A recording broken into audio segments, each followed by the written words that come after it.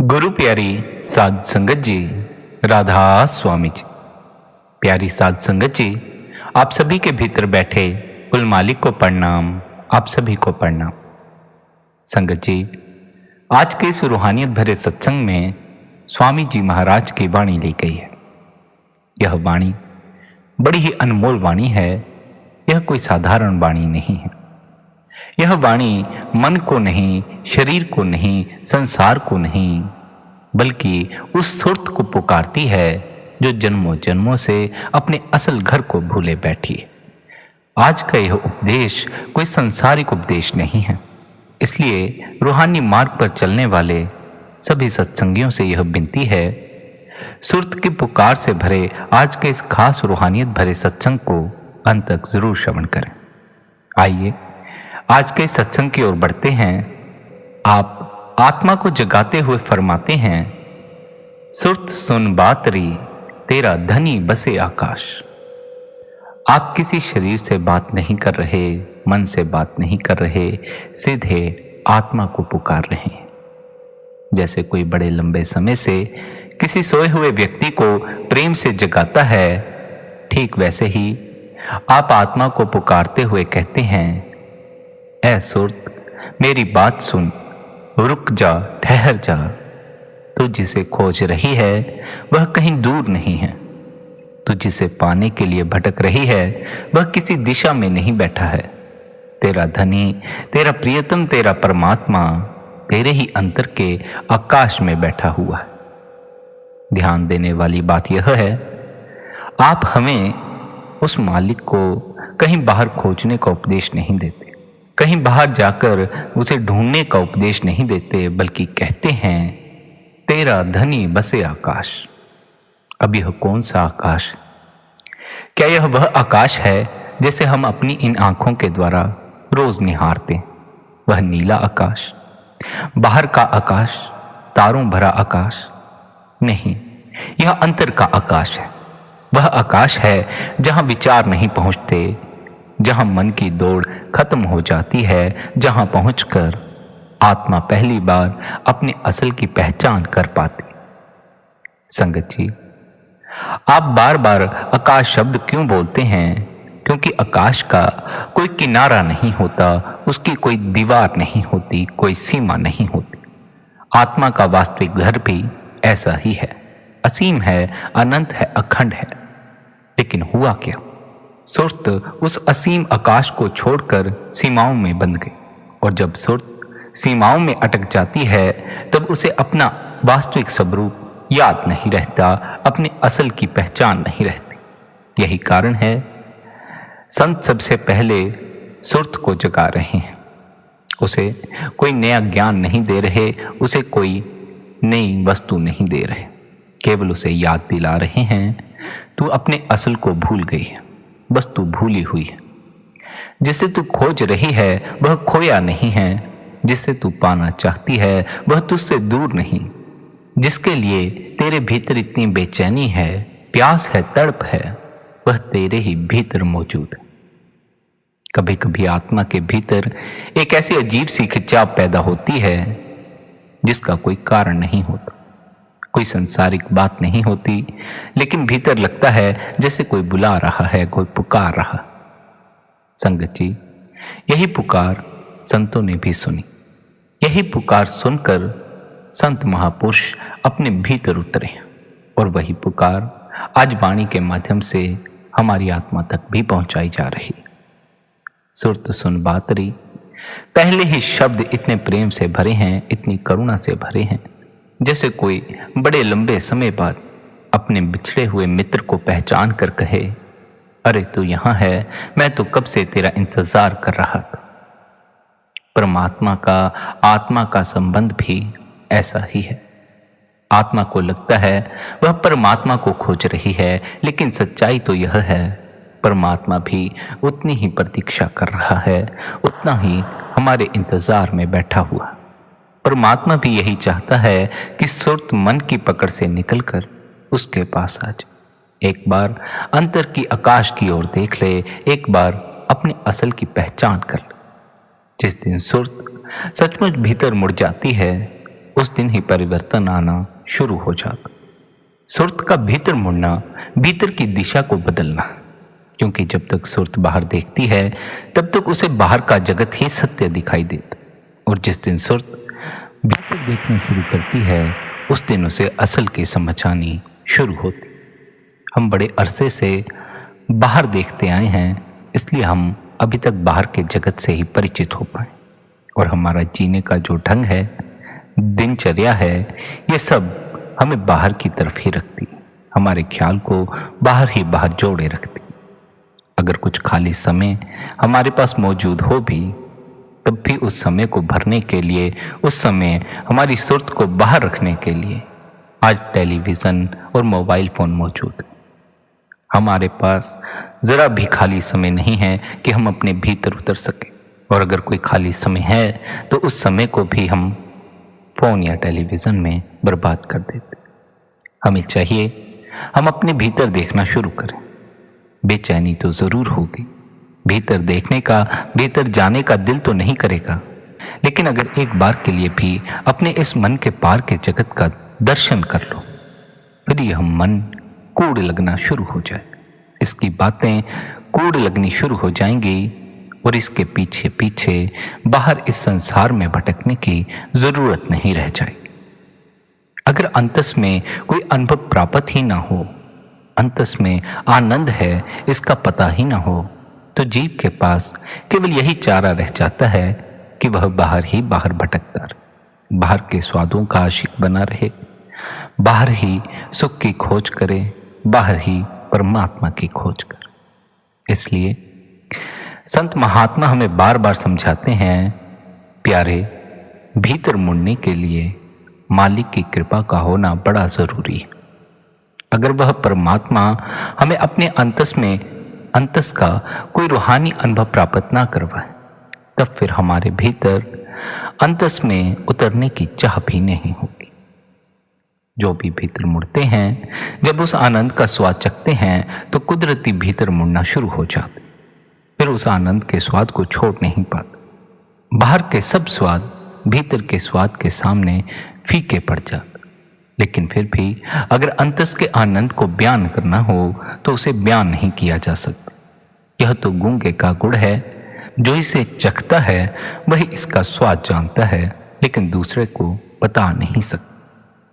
जिसे भी नाम धुन सुनाई पड़ती है, वह उस नाम धुन के अनुभव में लीन तो हो सकता है, उसकी मस्ती में लीन तो हो सकता है, लेकिन यदि उसे किसी दूसरे को समझाना पड़े नाम धुन क्या है, तब वह दूसरे को समझा नहीं सकता, क्योंकि यह शब्दों का विषय नहीं है। रूहानियत की सारी यात्रा अनुभव है, शब्दों का विषय नहीं है। इसे शब्दों के माध्यम से समझा नहीं जा सकता, केवल कुछ इशारे किए जा सकते। जैसे हम धुन का इशारा कर देते, प्रकाश का इशारा कर देते, पर भीतर जाकर धुन का जो अनुभव प्राप्त होता है और जो भीतर जाकर प्रकाश का अनुभव प्राप्त होता है, वह हमारी समझ से बहुत विराट होता है। हम तो अपनी समझ के अनुसार ही समझ पाते, और उसके अनुसार ही ध्यान के दौरान कल्पनाएं भी करते हैं कि हमें भी भीतर ऐसा महसूस होगा, प्रकाश दिखाई देगा, धुन सुनाई देगी। स्मरण रहे, ध्यान के समय किसी भी तरह की कोई भी कल्पना नहीं करनी, रूहानियत के अनुभवों के प्रति भी कोई कल्पना नहीं करनी है। अभी हम नहीं जानते भीतर क्या मौजूद है, हमें मालिक के दर्शन किस रूप में होंगे, पर यदि हम पहले ही अपने ही मन से कल्पनाएं करके बैठे रहेंगे तो उससे असल का अनुभव प्राप्त नहीं होता, उससे भी मन की कल्पनाओं का ही जन्म होता है और हम उन कल्पनाओं के शिकार हो जाते। बहुत बार साधक को मन गुरु के भुलेखे में डाल देता, गुरु की कल्पनाओं में डाल देता है, और साधक यह समझने लगता है मुझे अंतस में गुरु के दर्शन प्राप्त हो गए। ऐसे में वह समझता है मेरी रूहानी यात्रा सफल रही, मैंने बहुत ऊंची उन्नति कर ली। स्मरण रहे, मन किसी का भी रूप ले सकता है। मन तो हमारे बाल बच्चों का रूप ले लेता है, हमारे पड़ोसी का रूप ले लेता है, धन का रूप ले लेता है, हर चीज का रूप ले लेता है। इसी तरह मन गुरु का भी रूप ले लेता है।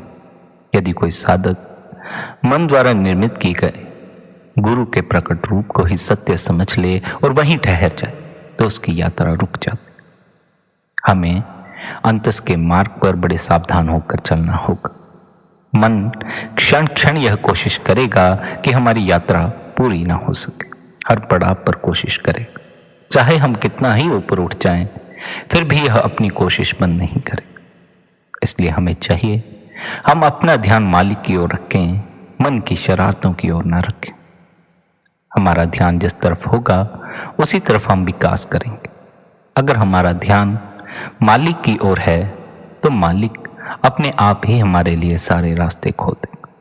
अगर हमारा ध्यान मन की तरफ है तो मन तो हर समय दुनिया की तरफ भागने की ही बात करता, हर समय संसार में लिप्त रहने की ही बात करता। ऐ प्यारे, अपनी इस सुर्त को जगा, इसे यह समझा तेरा असल जो परमात्मा है, असल जो प्रियतम है, असल जो घर है वह तेरे ही भीतर मौजूद। ये बाहर के घर तो ठीक है, बाहर के रिश्ते नाते तो ठीक है, क्योंकि इन रिश्ते नातों का, इन घरों का हमारे शरीर से संबंध है। लेकिन जो हमारी आत्मा है उसका इन चीजों से कोई संबंध नहीं। वह सदा से हर बंधन से मुक्त रही है। उसकी केवल एक ही तड़प है, एक ही प्यास है कि उसे प्रियतम परमात्मा चाहिए। ना तो आत्मा को धन चाहिए, ना तो आत्मा को घर चाहिए, ना तो आत्मा को कोई स्थान चाहिए। आत्मा को केवल और केवल अपना प्रियतम परमात्मा चाहिए, अपने असल की पहचान चाहिए। स्मरण रहे, हम केवल मन ही नहीं हैं, हम केवल शरीर ही नहीं हैं। इसी तरह हम केवल मन और शरीर भी नहीं हैं, हम आत्मा भी हैं। हमारे भीतर एक और ताकत मौजूद है जो इस शरीर को भी चलायमान करती है, इस मन को भी चलायमान करती है। अभी हमें केवल अपने शरीर और मन का अनुभव है, इसलिए हम आत्मा के अनुभव के लिए प्यासे नहीं। जिस दिन हमारे भीतर आत्मा के अनुभव के लिए प्यास जागती है, उस दिन हम एक तीसरे तल की ओर बढ़ते हैं, असल तल की ओर बढ़ते हैं। मन के पार भी कुछ है, इस शरीर के पार भी हमारा कोई अस्तित्व है, हम इस पहचान की ओर बढ़ते हैं।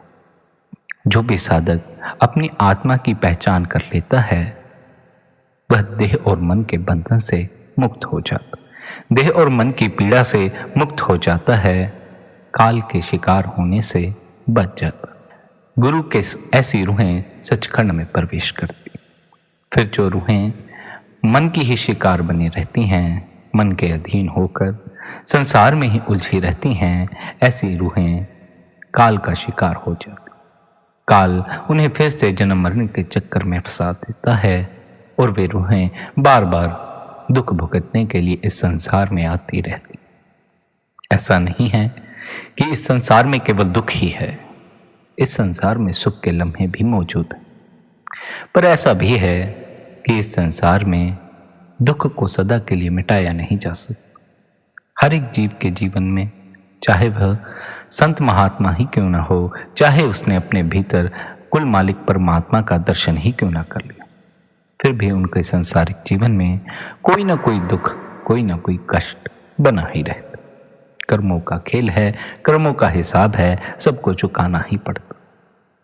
इसलिए हमें यह बात भी स्मरण रखनी चाहिए, जब हम रूहानियत के मार्ग पर चलते हैं, ध्यान करना शुरू करते हैं, भजन बंदगी करना शुरू करते हैं, तो हमें ऐसी आशा बिल्कुल नहीं रखनी चाहिए कि इससे हमारे संसारिक दुख दूर हो जाए। परमात्मा की कृपा से दुख दूर हो भी सकते हैं, बहुत सी परेशानियों के हल हो भी सकते हैं, लेकिन हमें अपनी तरफ से ऐसी इच्छा या ऐसी आशा रखकर बंदगी में नहीं बैठना चाहिए, क्योंकि यह एक तरह से संसारिक इच्छा है, संसारिक आशा। हम संसार के दुखों से छुटकारा चाहते हैं, लेकिन रूहानियत का मार्ग परमात्मा की प्राप्ति का मार्ग है, असल के अनुभव का मार्ग। हम यह सोचते हैं हम यह शरीर हैं, इसलिए हम इसे सुखी करना चाहते हैं, लेकिन हमें असल की समझ नहीं। हमारा असल स्वरूप जो है वह आत्मा है। यह शरीर तो उस आत्मा की पहचान के लिए हमें दिया गया।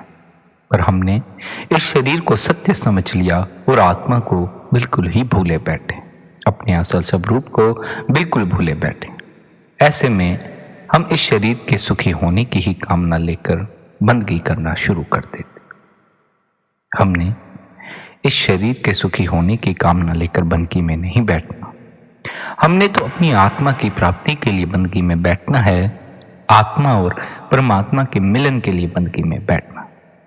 अगर संसार की कामना लेकर या संसार में किसी सुख की कामना लेकर या सांसारिक दुखों से छुटकारे की कामना लेकर भजन बंदगी या ध्यान में बैठ रहे हो तो यह यात्रा पूरी ना हो सकेगी, क्योंकि यह इच्छाएं, यह आशाएं ही बार बार मन को जन्म देती रहेंगी और मन सुरत को भीतर नहीं जाने देगा, बल्कि उसे फिर से संसार की ओर ही खींच कर लेकर जाएगा। अपने इस शरीर के सुखी होने की तरफ ही ध्यान रहेगा, आत्मा की पहचान की तरफ ध्यान नहीं जाएगा। स्मरण रहे, हमारा यह शरीर केवल भोजन पर ही नहीं चल रहा, यह शरीर भीतर मौजूद आत्मा की ताकत पर चल रहा है। जिस दिन भीतर से आत्मा की जोत निकल जाती है, यह शरीर भोजन खाने के काबिल भी नहीं रहता। तो जो असल ताकत है, असल शक्ति है जिसके कारण यह शरीर चलायमान, उस ताकत की पहचान करो।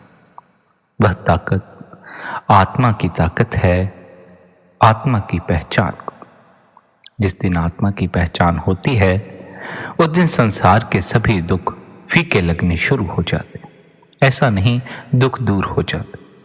आपने बहुत से संतों का इतिहास पढ़ा होगा जिन्हें सुनकर आज हमारे भीतर परमात्मा के लिए प्यास पैदा होती, लेकिन जब वे इस संसार में मौजूद थे तब जो उनके साथ लोग मौजूद थे उनमें प्यास नहीं थी, उनमें तो मन के ही स्वाद थे, इसलिए उन्होंने संतों को भी दुख ही दिए, संतों को भी कष्ट ही पहुंचा। फिर भी संतों के भीतर आनंद बना ही रहा। शरीर पर आए कष्ट उनके भीतर की मस्ती को बिगाड़ ना सके, उनके भीतर की शांति को अशांत ना कर सके। हमें भी ऐसा ही बनना होगा और रूहानियत का मार्ग हमें ऐसा ही बनाता। जब हम अपनी आत्मा की पहचान कर लेते हैं या भीतर नाम की ताकत से जुड़ जाते, तब जो सांसारिक दुख हैं या हमारे शरीर को आ रहे दुख हैं, वे हम पर इतना प्रभाव नहीं डालते।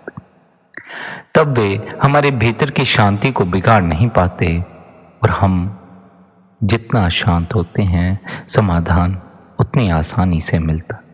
जितने हम बेचैन हो जाते हैं उतनी ही बात बिगड़ती चली जाती। इसलिए रूहानियत का मार्ग न केवल अपनी आत्मा की पहचान का मार्ग है, यह अपने सांसारिक जीवन को सुधारने का मार्ग भी है। जैसे जैसे साधक आत्मा के करीब जाता है, उसका बाहर का जीवन भी सुधरना शुरू हो जाता, क्योंकि आत्मा परमात्मा की अंश है। जो परमात्मा के निकट जा रहा है उसके जीवन में बदलाव आना स्वाभाविक हो जाता। उसका सांसारिक जीवन भी धीरे धीरे बदलना शुरू हो जाता है और उसके जीने के ढंग से ही यह झलक मिलनी शुरू हो जाती है कि यह जीव भीतर मालिक से जुड़ा हुआ है। इस जीव के भीतर आनंद का स्रोत है, इसके भीतर शांति। हमारे तो चेहरे ऐसे लटके रहते हैं कि अगर कोई दूसरा हमें देखे तो उसे हमारे अंदर दुख के सिवाय कुछ और दिखाई ही ना दे। हम तो अपने दुख की चर्चा भी ऐसे करते हैं जैसे मानो यह बहुत बड़ी बात हो। अगर कोई सुखी हो फिर भी कोई बड़ी बात है, लेकिन फिर भी लोग अपने दुख की चर्चा में रस लेते। जब दुख भी दुख लगना बंद हो जाए, उसमें भी आनंद आने लगे, उसकी चर्चा में आनंद आने लगे, तब फिर आनंद की चाह नहीं रह जाती। स्मरण रहे, जो दुर्गंध में रहना शुरू कर देता है उसे एक दिन दुर्गंध आनी ही बंद हो जाती। उसके लिए वह भी आम बात हो जाती। वह भूल जाता है सुगंध कैसी होती। हम भी भूले बैठे हैं आनंद क्या होता है। हम दुख से चिपक गए, दुख की चर्चा में चिपक गए। ये दुख की चर्चा, इससे हमें कुछ भी नहीं मिलने वाला। लेकिन अगर हम इस चर्चा को छोड़कर कुछ समय मौन में बिताना शुरू करें, अपने ही भीतर उतरना शुरू करें, तो अवश्य ही एक न एक दिन हम अपने ही अंतस में शांति को प्राप्त हों, अपने ही अंतस में आनंद का अनुभव करना शुरू कर दें। फिर हमें खुद ही किसी से बात करने का दिल नहीं करेगा, कहीं जाने का दिल नहीं करेगा। जब घर बैठे, अपने कमरे में बैठे, अपने इस शरीर में ही आनंद आने लगे, तब बाहर फिरने की जरूरत नहीं रह जाती।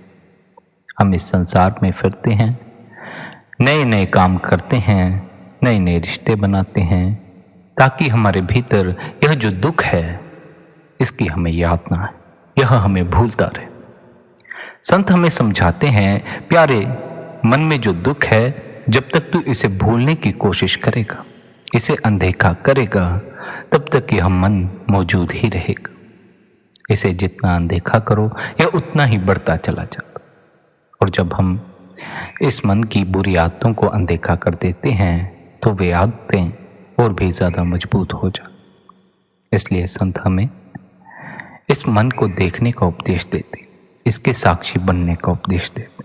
वे समझाते हैं, जब तुम ध्यान में बैठो तो देखो यह मन क्या क्या करता है, तुम्हें कहां कहां ले जाता, कहां कहां भागने को कहता, लेकिन इसके साथ भागो, बस देखो, इसके साक्षी बनो। तुम पाओगे यह मन केवल और केवल भागने में ही उत्सुक है, यह मन ठहरने को तैयार नहीं। और इसके पीछे कारण क्या है? संसार की याद। इस मन में पदार्थों की याद बसी है, धन की याद बसी है, इस संसार की याद बसी है, लोगों की याद बसी। जिसके भीतर जैसी याद होगी वह उन्हीं चीजों के पीछे भागेगा। जिसके भीतर मालिक की याद है, वह मालिक की ओर उन्नति करना शुरू कर दे। शुरू में वह भी भागता ही है, क्योंकि सब परमात्मा को पहले पहले बाहर ही खोजना शुरू करते। इसलिए जब जीव के भीतर परमात्मा की प्यास पैदा होती है, उसकी याद पैदा होती, तब वह उसे बाहर खोजना शुरू कर दे। बाहर खोजने से परमात्मा नहीं मिलता, क्योंकि परमात्मा भीतर बैठा। जितना हम बाहर भटकते हैं, उतनी ही भीतर मुड़ने की तड़प भी बढ़ने लग जाती, क्योंकि बाहर से खाली हाथ ही लौटते। जहां जाते हैं वहां खाली हाथ ही लौटते। बहुत गुरुओं के पास जाते, बहुत सी जगह जाते हैं यह सोचकर कि परमात्मा यहां मिल जाए, लेकिन वहां से भी खाली हाथ ही लौटना पड़ता। इस संसार में परमात्मा मिलता नहीं, और जब यह अनुभव जीव स्वयं से प्राप्त कर लेता है, खुद भटक भटक कर दर दर पर जाकर यह जान लेता है, तब वह भीतर मुड़ने को तैयार हो जाता। इसलिए भटकना भी एक पड़ाव है। भटकना कोई बुरी बात नहीं है, भटक कर ही सब सही रास्ते की ओर मुड़ते। उसके पीछे कारण यह है कि जीव अपने अहंकार को नहीं छोड़ता। वह अपने अहंकार के कारण यह सोचता है, मैं परमात्मा को खोज लूंगा। जो कहते हैं परमात्मा बाहर नहीं है, वे उन पर भरोसा नहीं करता। वे अपने सद्गुरु पर भरोसा नहीं करता, उस परमात्मा को बाहर खोजने की कोशिश करता। सोचता है बाहर किसी गुरु के शरण में चला जाऊंगा और वहां मिल जाएगा, लेकिन आगे गुरु भी उसे भीतर मुड़ने का उपदेश दे देता। लेकिन बहुत से जीव भीतर मुड़ने को तैयार नहीं होते। उनका तो अहंकार उन्हें बाहर ही खोजने पर मजबूर करता। इसलिए वे सद्गुरु के आगे विनती करते हैं कि हमें कोई नाम दे दो, कोई अभ्यास दे दो जो परमात्मा से जोड़े। जो सीधे भीतर उतरने को राजी हो जाते हैं, वे किसी तरह के अभ्यास की मांग नहीं करते, नाम की मांग नहीं करते, सीधे भीतर उतरने को तैयार रहते, अपने मन को देखने को तैयार रहते हैं, अपने मन का सामना करने को तैयार रहते। लेकिन जो मन का सामना करने को तैयार नहीं, भीतर देखने को तैयार नहीं, वे अभ्यास करने शुरू कर दे। अभ्यास कर करके, नाम जप जप के एक दिन यह अनुभव उन्हें प्राप्त होता है कि मेरा यह करना भी मुझे भीतर एक नई उलझन में डाल रहा, मेरा यह करना भी मुझे भीतर इस बेचैनी में डाल देता है कि आज मैं वचनबंदगी में नहीं बैठा, कहीं परमात्मा मुझसे नाराज ना हो जाए, कहीं मेरा रूहानी विकास ना रुक जाए, मेरी सुर्त नीचे ना गिर जाए। स्मरण रहे, अंतस का ये बेचैनी, ये फिक्र, यह भय उसके भीतर मन को ही जन्म देता। मन ही तो रूहानी यात्रा में रुकावट। आप अभ्यास नहीं करते, यह रूहानी यात्रा में रुकावट नहीं। आपके पास कोई नाम जपने के लिए नहीं है, यह रूहानी यात्रा पर कोई रुकावट नहीं है। लेकिन आप अपने इस मन को बार बार जन्म दे रहे हैं, इस मन के पार जाने को राजी नहीं है, यह रूहानी रुकावट है। मन अंतस में सुर्त को जाने से रोकता है। मन सुर्त को बाहर ही रखना चाहता है, सुर्त को भीतर नहीं मुड़ने देना चाहता, क्योंकि यह जानता है अगर सुर्त भीतर की तरफ मुड़ना शुरू होती है तो मन को मिटना होगा, मन के स्वादों को मिटना होगा, मन की इच्छाओं को मिटना होगा, इसकी वासनाओं को मिटना होगा। यह मन अपने आप को मिटने नहीं देना चाहता, इसलिए यह पूरी कोशिश करता है कि यह सुर्त को बाहर ही बाहर रखे, बाहर के घरों के भुलेखे में डाल दे, बाहर परमात्मा को खोजने में लगा दे, बाहर ही बाहर इस संसार को ही सत्य समझने पर मजबूर कर दे। इसलिए संतों को हमारे बीच में आकर बार बार उपदेश देना पड़ता है, ऐ प्यारे, अपनी आत्मा को जगा, अपनी सुर्त को जगा। सुर्त सुन भातरी, तेरा धनी बसे आकाश। तेरे अंतस में जो आकाश है, जहां कोई विचार नहीं पहुंचते, यह मन नहीं पहुंचता, तेरा प्रियतम परमात्मा वहां बैठा हुआ। तो अपने अंतस के आकाश में उतरना शुरू कर। माना तुझे संसार के स्वाद अच्छे लगते हैं, माना तुझे अब इस मन का साथ अच्छा लगने लगा, इस दुनिया के घर महल अच्छे लगने लगे, लेकिन फिर भी तुझे यह बात नहीं भूलनी चाहिए, शरीर सदा का साथी नहीं। ये घर, ये लोग, ये संसार इस शरीर का साथी है, इस शरीर के लिए बना। अगर यह शरीर ना हो, ये आंखें ना हो, कान ना हो, नाक ना हो, मुंह ना हो, तो इस संसार के अनुभवों से हम वंचित रह जाएंगे। लेकिन ऐ सुर्त, यह शरीर भी तेरे कारण चलायमान है।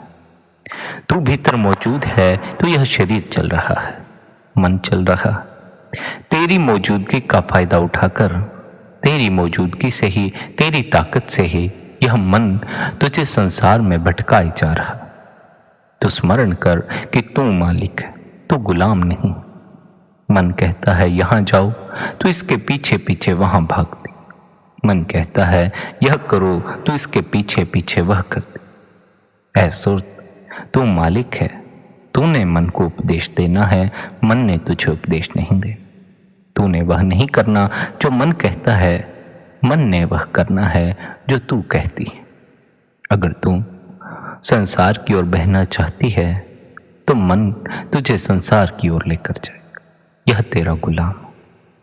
अगर तू मालिक की ओर उन्नति करना चाहती है तो तेरा मन तुझे मालिक की ओर लेकर जाएगा, यह तेरा गुलाम।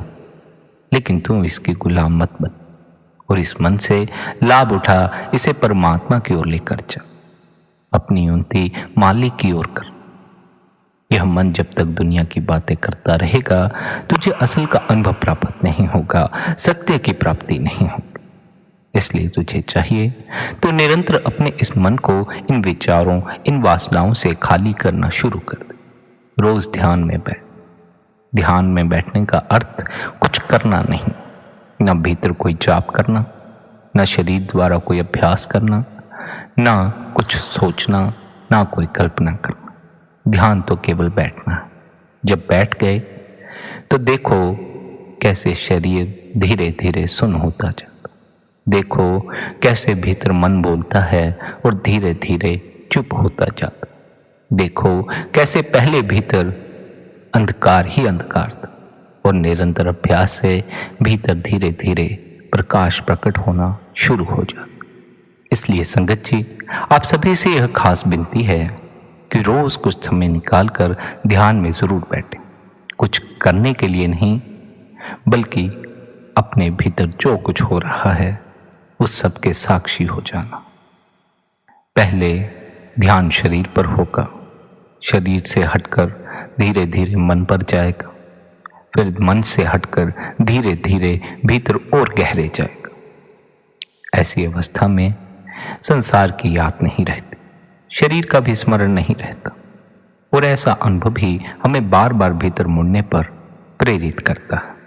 इसलिए बार बार हर सत्संग में फरमाया जाता है, अगर आप रूहानियत के अंतस के एक भी अनुभव को प्राप्त करते हैं तो उसके बाद आपके भीतर अंतस में मुड़ने की प्यास अपने आप ही पैदा हो जाएगी। अभी तो संत महात्माओं को, हमारे सद्गुरु को हमें बार बार समझाना पड़ता है, भीतर मुड़ो, भीतर मुड़ो। लेकिन हमें समझ नहीं आता क्यों मुड़ो, क्योंकि अभी अंतस का स्वाद नहीं चखा। कुल मालिक से यह प्रार्थना किया करो, हे प्रभु मुझ पर बख्शीश कर, मुझे अंतस का कोई अनुभव प्रदान कर।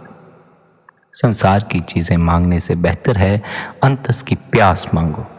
संसार के दुखों से छुटकारा मांगने से बेहतर है अंतस के अनुभव की झलक मांगो, क्योंकि यही है जो आपको भीतर की ओर मोड़ सकती, और यह कृपा परमात्मा ही कर सकता। परमात्मा सबकी पुकार सुनता। जिसकी पुकार सच्ची होगी, प्यास भरी होगी, जो सच में अंतस में उतरना चाहता है, मालिक उस पर बख्शीश जरूर करता।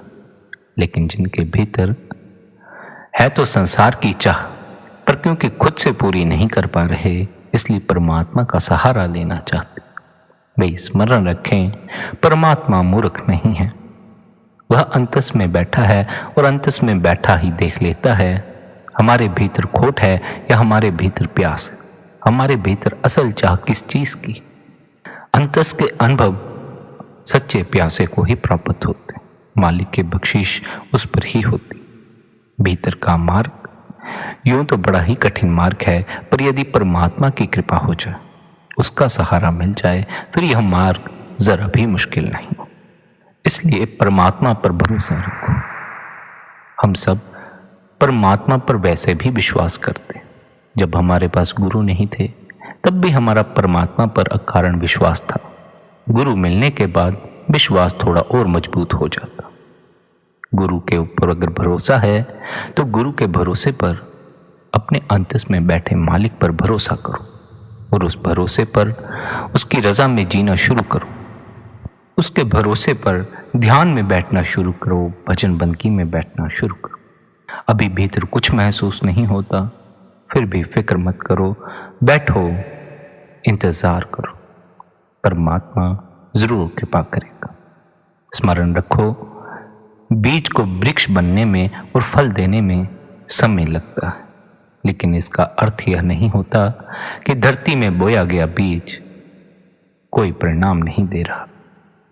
हमारे भीतर जो सद्गुरु ने नाम का बीज बोया है, वह एक न एक दिन अवश्य अपना फल जरूर देगा।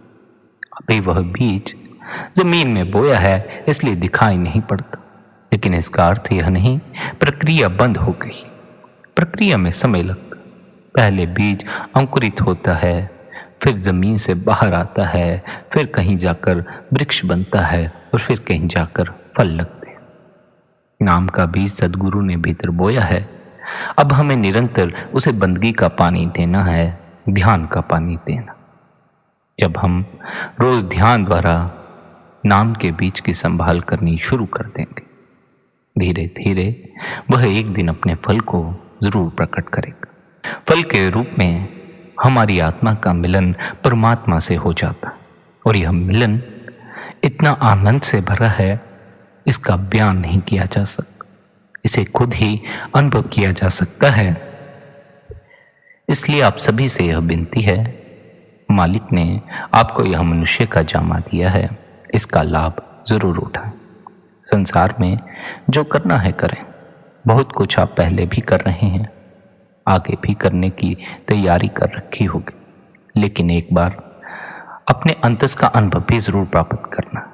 और यह बात स्मरण रखनी है, अगर आप अपनी आत्मा की पहचान के लिए चल रहे हैं या ध्यान करना शुरू कर रहे हैं, तो उससे आपके सांसारिक जीवन पर कोई बुरा असर नहीं पड़ता।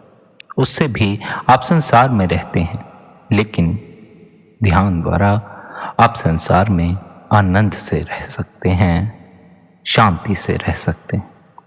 अपने भीतर की शांति के लिए, अपने भले के लिए भीतर मुड़ना शुरू करो।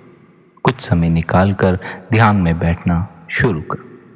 इसी विनती, इसी प्रार्थना के साथ आज के इस सत्संग को यहीं पर विश्राम देते हैं। संगत जी, आज का यह सत्संग आपको कैसा लगा कमेंट करके ज़रूर बताएं और इसे अपने मित्रों और संबंधियों के साथ भी ज़रूर शेयर करें। अंत में आप सबके भीतर बैठे परमात्मा को प्रणाम, आप सभी को प्रणाम। राधा स्वामी।